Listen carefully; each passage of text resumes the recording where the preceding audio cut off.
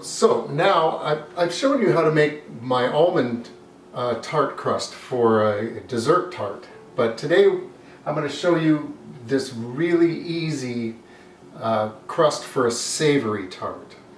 And this goes against everything you've ever heard about making crusts, and it's just a no-fail, wonderful way to make a crust. So I have in here 1 cube of butter, and I'm going to add to that a 1/4 cup of water, a tablespoon of sugar, a 1/4 teaspoon of salt,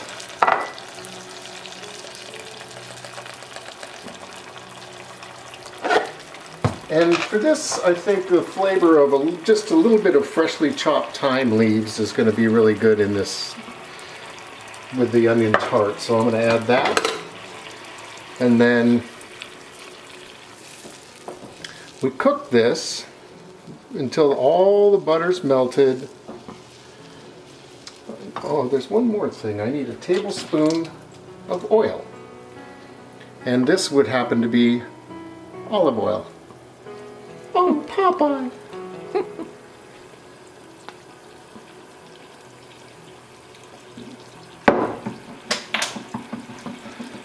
So now, we want to get this, okay, now the butter's melted all the way, and we want to see this bubbling, and it's going to bubble more than that. The bubbles are going to get bigger. And when we see the bubbles, we're almost there, almost there. You see how big they're getting, and now I think it's ready. We turn off the heat and we put in a 1.5 cups of flour and quickly just stir the whole thing.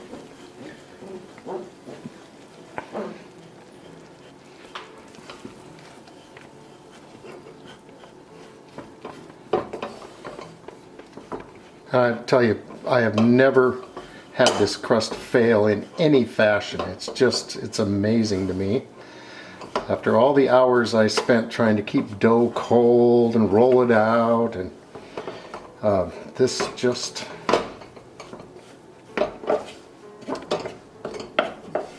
Look at that. We've got a pie dough. So let's go put this in our pan, and then we'll wait for it to cool.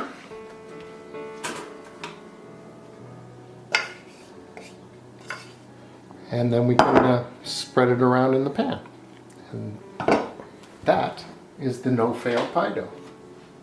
So now our dough is cooled enough that we can move it around in the pan. Ooh, barely. Still a little warm. And this is again a very flexible dough, so you can put it where you want it.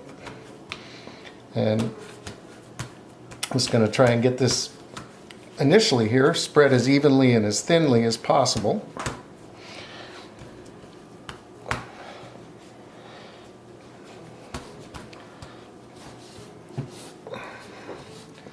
And then again, we want to make sure it comes all the way up the side of the pan.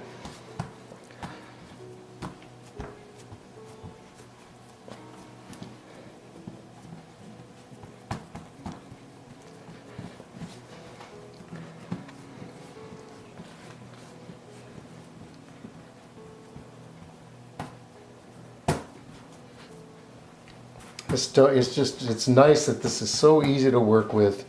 You can fill in empty spots where it got too thin. You can take some from one place and put it in another. It's just a lovely dough to work with. And it always tries to collect right here at where the bottom meets the sides. So you have to give some attention to pushing that up. And this recipe will actually make a pie crust for a taller pie plate, so there's going to be some extra for this tart pan.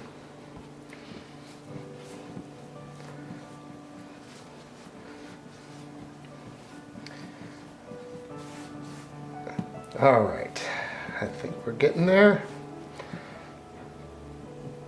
Break off the extra.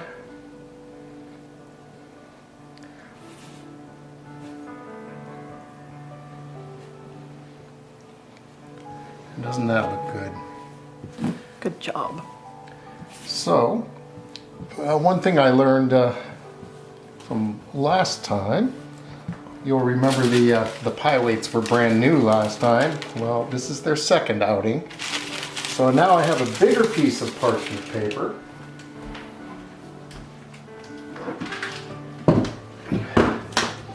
And we'll put the pie weights in. Now, why do we use pie weights? The pie weights will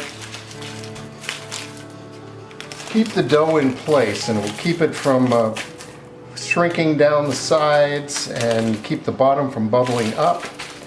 And with this many pie weights in here, there's really no place it can go. The other thing I learned last week using these pie weights is these ceramic weights hold a lot of heat, so there really is no need to take the weights out and cook the bottom more. The bottom is cooking just fine with the amount of heat these weights retain. So this is going to go into a 400-degree oven for 15 minutes and it'll be done. Okay, timer's going off. I bet our pie crust, tart crust, is done. So out it comes.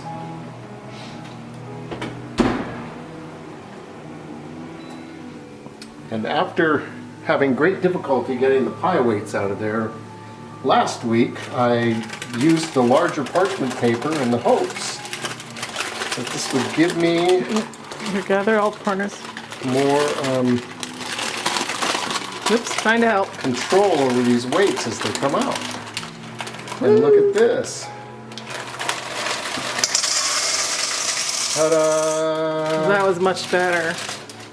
And there we have savory tart crust. Look at that, that's beautiful. All right, so the next step in our onion tart is going to be to caramelize our onions. You will see I've taken those 4 Vidalia onions and I have cut them into very, very thin slices. I used the mandolin for this, and I didn't break any strings. So hot. We just tip the onions into the pan. It's kind of a musician joke there. Yeah, I got that.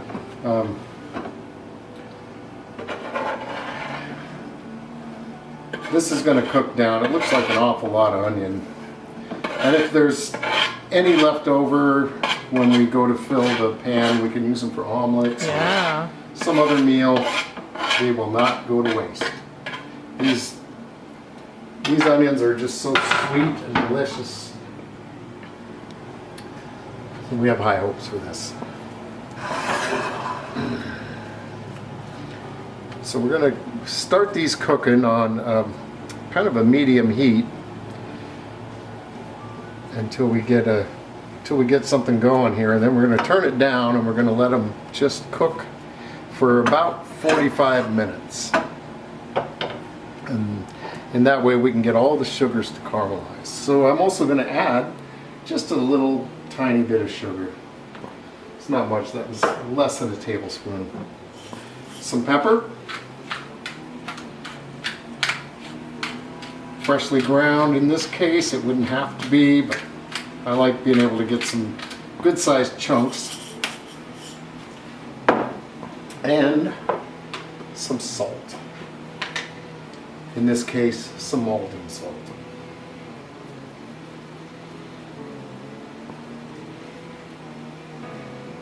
Now we've got it seasoned. You can see it's starting to cook a little, getting some action.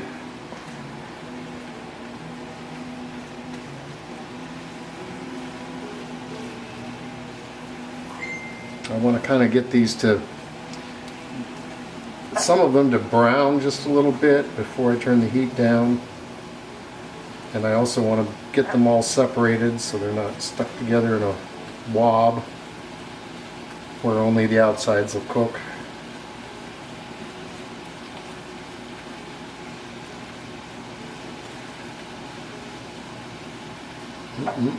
Onion candy. Yeah, it's a pile of onions there.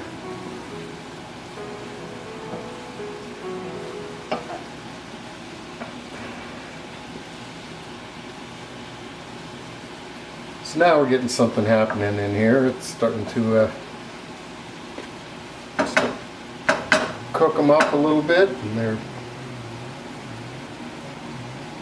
getting a little more relaxed. So now you can see a lot of moisture has come out of these. They're looking much more relaxed to their. So now I'm going to turn the heat down and cover them, and I'll come back and stir them occasionally, but this is going to cook on low heat now for about 45 minutes. So we're about halfway through our 45 minutes here, and I'm looking at this, and look how wet it is. It just, all that moisture came out of those onions, which is great. They're cooking well, but I think I'm going to cook it now with the lid off and see if we can get some of that moisture to reduce. That's looking really good though. Our big pile of onions is getting much smaller. So as you can see, our onions have really cooked down now. They're getting a little brown, they're sticky, they've got this nice caramelized thing going on. So we are going to take them and we're going to put them into a colander to drain, and just to get any extra moisture out of them that we can. And I like all this. We've got a bunch of stuff, browned bits in here, and I think I want to get them all, because I think there's going to be a lot of really good flavor in that. So we'll let those drain for a moment while we prepare our custard.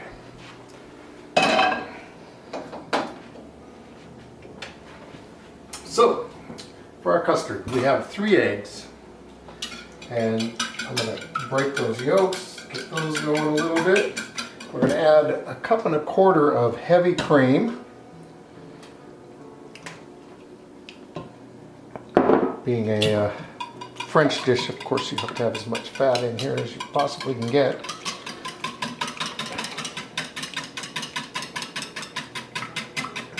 So to that, we will add a little bit of black pepper, a little bit of salt, probably about 3/4 teaspoon, a pinch of nutmeg, little goes a long way, and we have 1/3 cup or so of grated Gruyere cheese, and we're going to add about half of it at this point, get it into the custard, and then we're going to use the other half on top when we put it in the tart shell. And I have fresh thyme and fresh tarragon from the garden that I've chopped up, and we're going to put those in. You know, I've tried growing tarragon here, both outdoors and indoors. Not a lot of success. And yesterday I discovered that there's a tarragon plant in the garden. And today the recipe, one of the suggestions was add a little tarragon. Yeah, I can do that. So I was pretty thrilled. So we just want this mixed up well. And then we're going to add our onions to this mixture. And I don't think a whisk is going to be a very good tool at that point. So I'm going to try and get this out of here.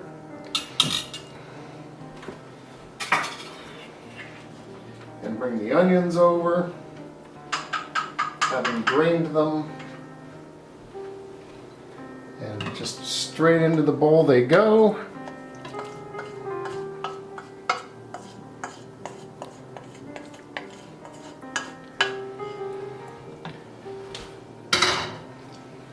To get the oven started, this is going to bake at 375.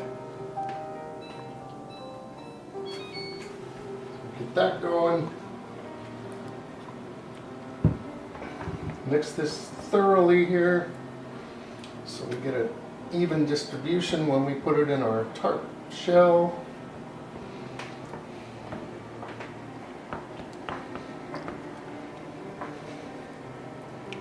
So onions kind of want to lump together. Okay, I think that's looking pretty good. In we go.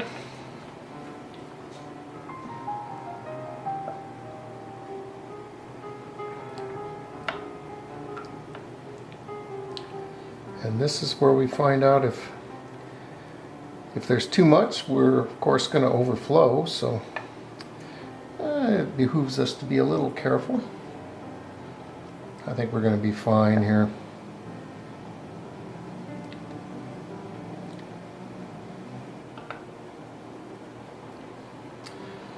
That looks pretty darn full to me. I think we'll leave it right there. And this will go into the oven at 375 for about 45 minutes, and we'll see what it looks like at that time. Okay, so it's almost 45 minutes. We're at 43 and a half, and this puppy looks done. Look at that. That is beautiful.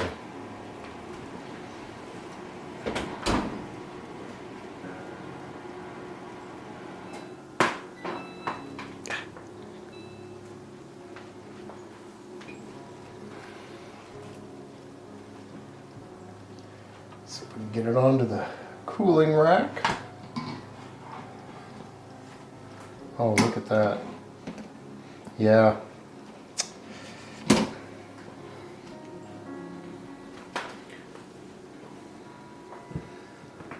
That is our Alsatian onion tart. All right, so it's time to see what this bad boy tastes like. I like to use this knife because I can get all the way across a tart in one swell foop, and it doesn't make the crust come apart. Kelly thinks this is a really dumb knife to use for this job, but I just love the way it crunches through the crust straight down, and then when you draw it through, it just, oh, it's so smooth. That's how it is with the prime rib too. Well, this, yeah, this is actually a meat knife. That's why she thinks it's really dumb to use on a quiche, which I would agree. My dad's rolling over in his grave right now. I just like it. I don't have to apologize for liking something. Well, and you shouldn't either.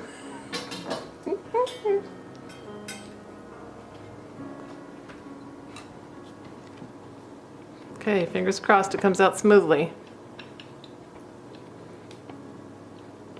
You know, dumb knife and all. Oh.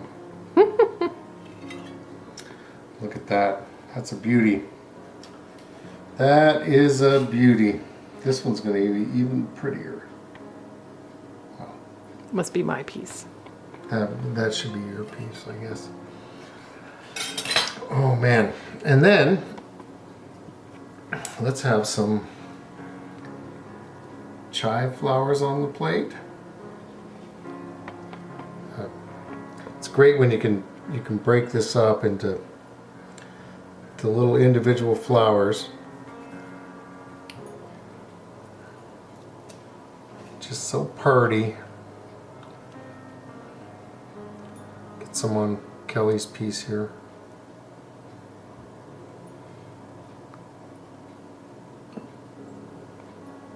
Placed just so. My gosh, my And mouth then is watering. a sprig of thyme laid gently across it, and there you have it. Okay, have a bite. Well, unfortunately, we didn't bring any forks. I know. I don't know who plans this stuff out. It's like bringing a Okay. spoon to a fork fight. Something. Here he goes, going in for the bite. Oh, this was yours. I guess you have to take this. You can eat mine, I'm gonna eat yours.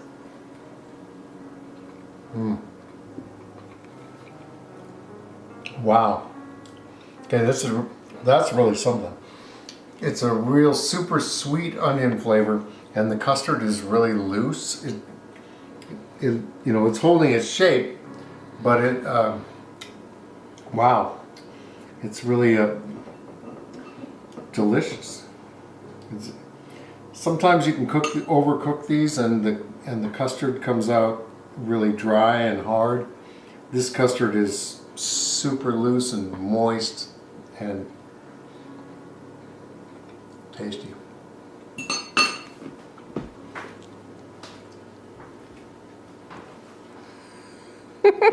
And I'm trying to give signals. Kelly's trying to tell me something, but she Well, won't it's say the it, end. So thank you for watching Two Cooks in the Kitchen, even though I spend most of my time back here yelling into the mic of the camera. But thanks to Matthew for coming up with this recipe for us.